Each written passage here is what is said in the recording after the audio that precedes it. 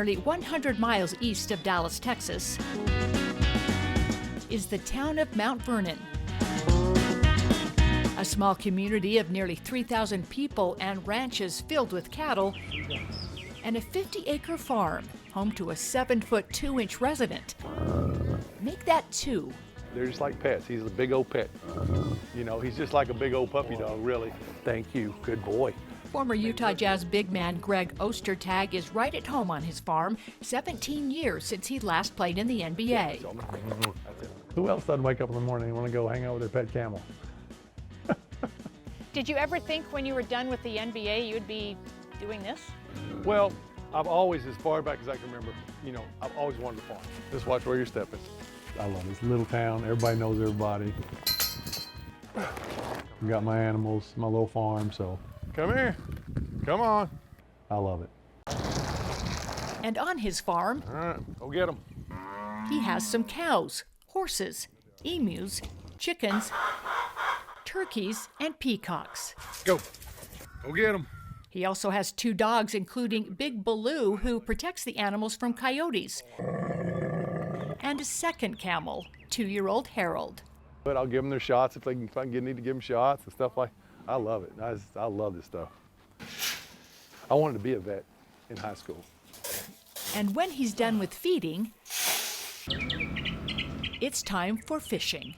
I like to fish anything, as long as they're biting. All right, Kathy. But I swear I catch bigger ones than this. I have. Greg has always been a Texan, born and raised. He played hockey as a child, but when he was 7'2" entering high school, he knew basketball was his future. He played at the University of Kansas. Then in 1995, he was Utah's first-round draft pick, number 28 overall. When you look back on your career with the Jazz, how would you describe it to someone who may never have seen you play? Me personally, my career was a roller coaster. You know as well as anybody who was there when I was there. When I came to play, we were almost unbeatable. Greg's NBA career lasted 11 seasons, 10 with Utah and 1 in Sacramento. He played in over 750 games with the Jazz, averaging nearly 2 blocks per game with 5 points and 5.5 rebounds. Numbers that not only disappointed himself, but Jazz fans as well.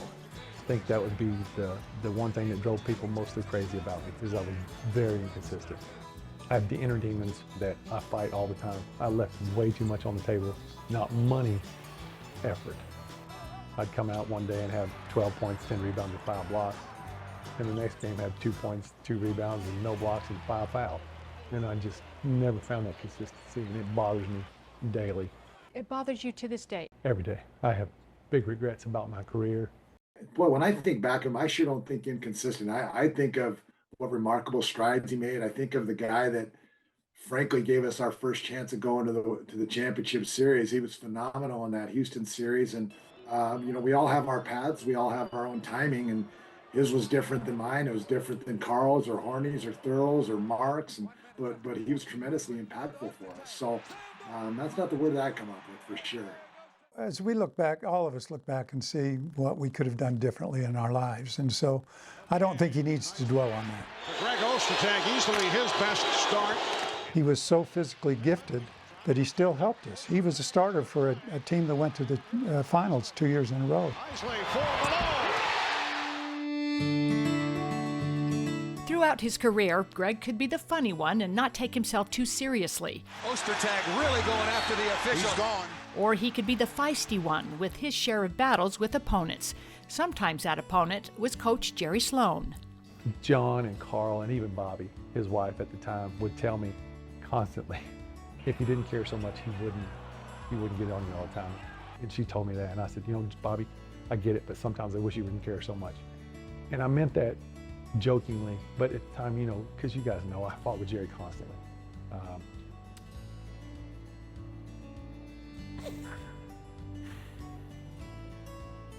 And I regret it. What people don't understand about Jerry, very gruff, very old school, hard handshake, man-like stuff, and he was. But what they don't understand is how much he cared about his players. and he cared about Greg. And it was more than just basketball. It was teaching him to be a man, to, getting that last piece of maturity in him, contributing to his life in that way. And that comes across as contentious. I get it. And I think Greg sees it now too. I think that's why he gets emotional when it comes to Jerry, is he realizes there was a love there that he had for him, if unspoken. And he really did care about Oster's well-being. Jerry got after him a lot. We all did somewhat, and his teammates did some. And so, but I know that he respected Jerry a lot, and I know he respected me. As there is with all players, there's some highs and lows, and there were some times when both people exploded. But most of the time, it was a good relationship. Greg retired in 2006, but wishes he would have played a little longer. He figured he could have been a solid backup somewhere. But after 25 straight years of basketball, he was done. He tries to forget his inconsistency, his doubts, and demons. But he'll never forget Coach Sloan. And years after, when I got older and wiser, I understood more and regretted the battles I had with him. But in the end of the day, I loved him to death. And I told you earlier, it crushed me the day that he passed away. Do you remember your last conversation with Jerry? He wasn't verbal. He could hear me. I could hear him making noises. Carl and John were with him, and they had called me. Carl had called me because I told him to call me because I couldn't get there. I could hear him, and they said he could hear me, and his eyes would light up.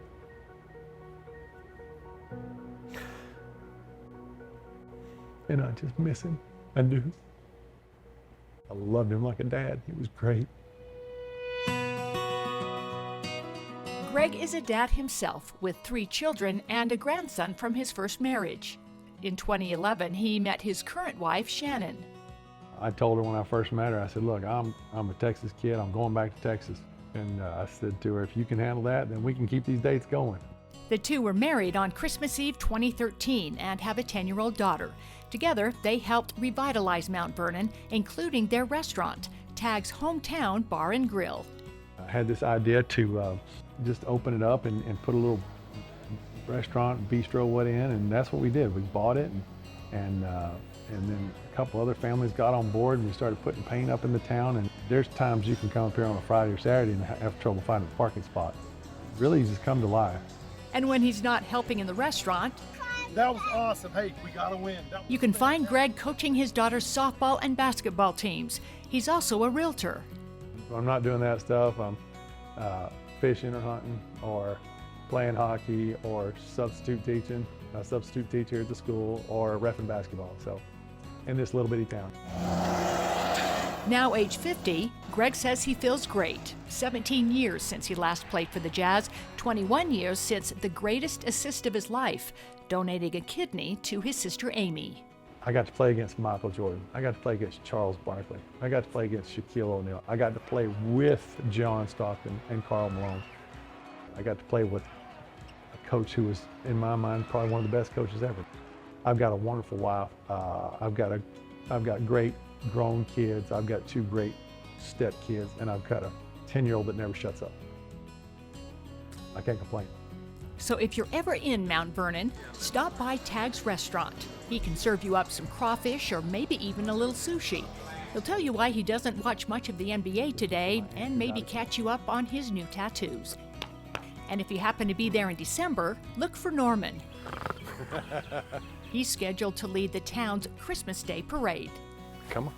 For Beyond the Game, I'm Kathy Aiken for KSL.com.